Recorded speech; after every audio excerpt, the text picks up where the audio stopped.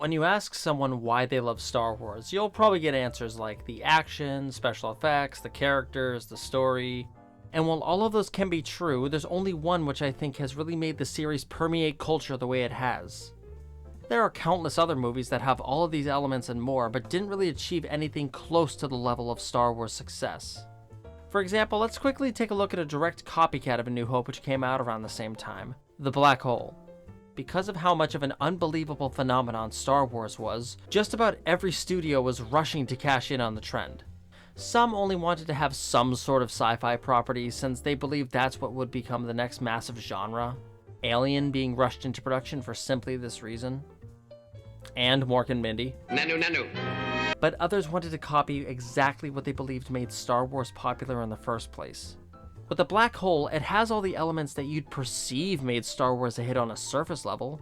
An adventure set in space with funny robots, good effects, and a fun cast of characters. But it fails because its story just isn't very good. It has like a million different plot points and little philosophical elements it wants to tackle. Star Wars doesn't have this problem because it thrives narratively with the opposite approach. The story is simple, but the themes are deep. There's a common acronym used in the sales world called KISS, which stands for Keep It Simple, Stupid. I think this can apply to so many more things than just sales, but especially storytelling. A good story should be able to be elevator pitched to someone within a few seconds. And if you find yourself trudging into an elevator and someone feverishly asks you what Star Wars is about, you say, a sci-fi fantasy about a group of rebels standing up to an evil empire. In very broad strokes, that's really what the story is at its core. It's an easy to understand, streamlined script where the complexities of the world are mentioned through dialogue to provide context so we can get back to the main plot. The Empire overthrowing the Republic isn't overly explained with a bunch of flashbacks or whatever. There's a real mystery to what's going on. When Luke says, You fought in the Clone Wars? there wasn't some diatribe about what the Clone Wars was because George probably didn't know what the Clone Wars was at that point. He probably thought it sounded cool enough when writing the script and just made the world that much more interesting. These are elements that engage you with the story, but they're not a substitution for the story. The world, lore, and environments work as a backdrop, but the core story is about a group of rebels fighting an empire and really doesn't stray away from that throughout the runtime. Sci-fi in the 70s was really dour stuff at the time. It was all about death and destruction, which is a reflection of the culture back then. You had the Vietnam War, Nixon. Well, I'm not a crook. Oil prices were skyrocketing. It wasn't a fun time and everyone was miserable. But then comes along this simple space adventure that everyone goes nuts for. So what gives? Why is it that these movies, which are supposedly reflecting the culture of the time, didn't have that Star Wars level of impact? Well, I'd argue it's down to two main reasons. One, its story is simple and easy to understand, and two, people have always loved a feel-good story.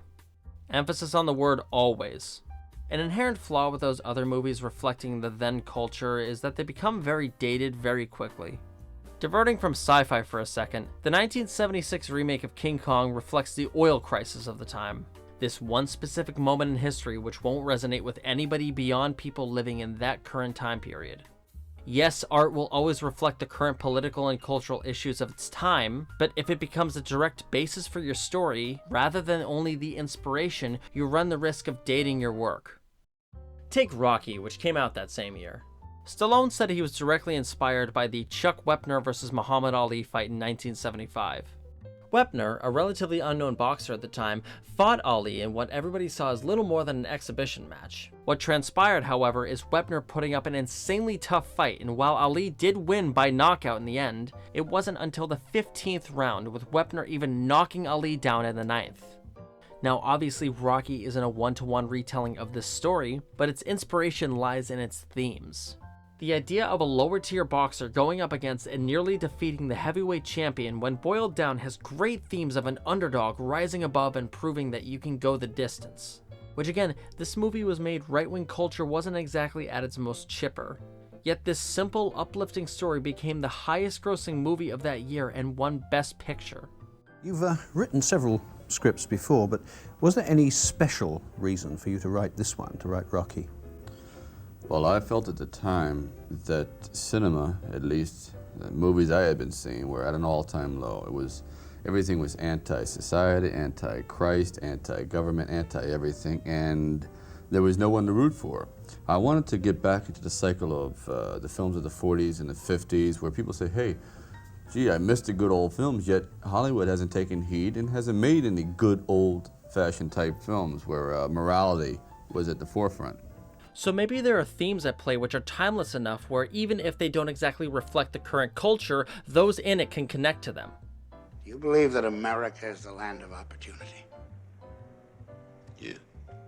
You don't have to know anything about boxing in order to connect with a film, just as you don't need to know anything about A New Hope to sit down and enjoy it. As Rocky derives its themes from its inspiration, so does Star Wars. Which brings me to my next point. Star Wars is interesting in that it very much has its own identity, but at the same time wears its influences on its sleeve. Lucas has always been very open about the work which inspired Star Wars, both visually and thematically. Visually, Flash Gordon probably played as the most direct inspiration. Lucas originally wanted to make a Flash Gordon film adaptation, but couldn't get the rights. So Star Wars borrows heavily from the presentation of it. There are obvious parallels like the opening title crawl, transition wipes, the archetypal evil main character, wildly imaginative worlds like A City in the Clouds, even the episodic format. Flash Gordon was a movie serial, which if you weren't aware were sort of a precursor to TV shows. Before a movie would start, they would have an episode of a serial play, but unless you were constantly going to the movies, you're bound to miss a couple. So most likely you'd come into some random episode, basically being thrown right into the story. Just like the beginning of A New Hope, the episodic header was added afterwards, but the format is still the same. You're told a little precursor to set the plot up, and then before the story gives you a moment to breathe, you're dropped right into the conflict. You'll hear a lot of complaints about how movies will use an opening card to bring you up to speed with the story as an inherent bad thing, and sure, more often than not they're just used as an expository crutch, but really at its core they serve the exact same function. Like, which one are you going to resonate with more? This or this? It's all about the presentation, baby. So a sci-fi adventure played to the strengths of his other inspirations. Even the titles sound like they're taken from Flash Gordon episodes. Empire Strikes Back, Return of the Jedi. It's great. George has also cited Akira Kurosawa films as a major influence, particularly The Hidden Fortress. The story of a princess fighting against a repressive clan, acquiring the help of two comedic peasant characters. Every time we see them, they're bickering with each other, similar to C-3PO and R2-D2.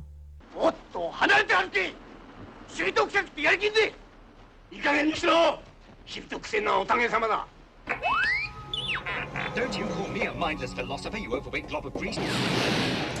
There's a lot of Japanese influence in Star Wars, actually.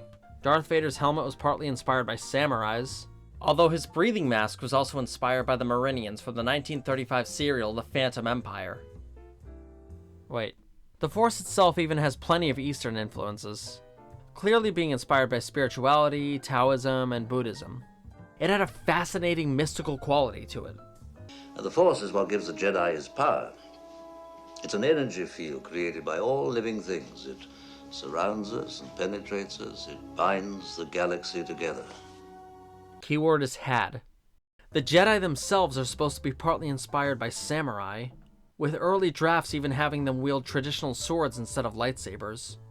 They were also heavily inspired by ancient knights of Arthurian legend. Speaking of Arthurian legend, Luke absolutely emulates King Arthur, the story of the unlikely hero becoming ruler. George has also said he was heavily inspired by Joseph Campbell, a writer who specialized in myth and religion, specifically his book, The Hero with a Thousand Faces, which is about how the idea of the human archetypal hero is found throughout countless different stories throughout civilization. No matter if two cultures have never come in contact with each other or how ancient the work is, humans by nature have always loved the hero's journey storyline. This is at its core of what makes A New Hope work as a story. It doesn't necessarily matter that it's set in space or how the world operates. It's about the themes and if they resonate with the audience. And the hero rising up against the Empire is why, whether they can articulate it or not, people have loved it for so long. This is at its core of why I think the prequels don't really work to nearly the same degree. There was much more of an emphasis on the lore and backstory, and while yes, individually some of that is interesting, it doesn't make up for the actual story. And speaking personally, I've never really cared that much about the lore stuff in Star Wars. Some of it's neat, but not that much. For me, I don't really care about the science behind the Death Star's laser or what a Jawa actually looks like, and I don't let those things take me out of the movie. And Star Wars is able to get away with a lot of these things because it's not science fiction, but instead science fantasy. The science behind how things work comes secondary to the narrative needs. This is a fantasy adventure with a sci-fi skin, which is why its influences derive so much from fantasy. Obi-Wan was very much modeled after Gandalf, with George even directly taking dialogue passages between Gandalf and Frodo and using them as placeholders between Luke and Obi-Wan before he wrote his own. Lord of the Rings is another inspiration, and narratively they bear a lot of similarities. A band of unlikely heroes rising up against a black and white main villain. We don't need to learn about the logic of why Gandalf can cast a spell or why elves are immortal. It makes sense within the world on display, so you buy into it to engage with the story. And just like Star Wars, each film trilogy made billions of dollars despite their overall stories being relatively simple. Westerns are an undeniable influence because many westerns also deal with very simple archetypes. The good guy coming in to save the day, often with an unusual cast of characters. The cantina scene is something you'd find in nearly every western. The scene where Obi-Wan cuts the guy's arm off plays like a shootout. Han Solo is presented essentially like an outlaw.